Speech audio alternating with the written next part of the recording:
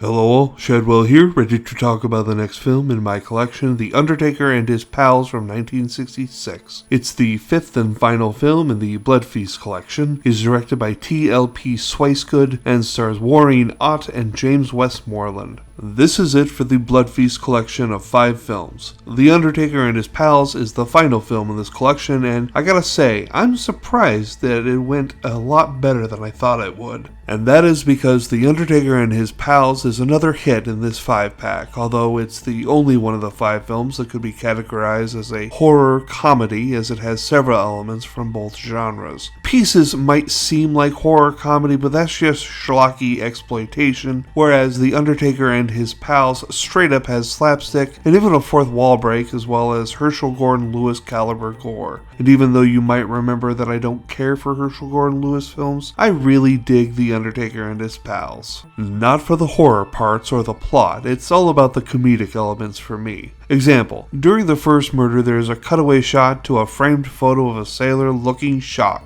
Then back to the murder, and then another of the framed photo which has changed to the sailor watching through his fingers. It's the first gag in a film that is full of great gags. The film even ends with a visual roll call of the individuals in the cast featured in their own quick scenes smiling to the camera in character, which I love and think more films should have done. It's great. The story is a little more complex than it's worth. 3 motorcyclists, which turn out to be the eponymous Undertaker and his pals, murder young women not only so the Undertaker can drum up business for himself, but also so that the other 2, the pals who run a greasy spoon in town, have meat to serve to their customers. There's a lot of silliness going on in this movie. There's also a character that my husband and I thought was in blackface until I realized it was the poor color grading of the shitty transfer to blame and that there was no blackface. But the entire scene, we kept asking ourselves, is this? Thankfully, it was not. If you remember, this film is the reason my friend gave me the collection in the first place. I'm glad he did, because not only was this film highly entertaining, the collection overall was surprisingly good, with 3 of the films being nice, 1 being decent, and only 1 being a total fucking dumpster fire. Anyway, I'm gonna give The Undertaker and His Pals a B and the Blood Feast collection a B-.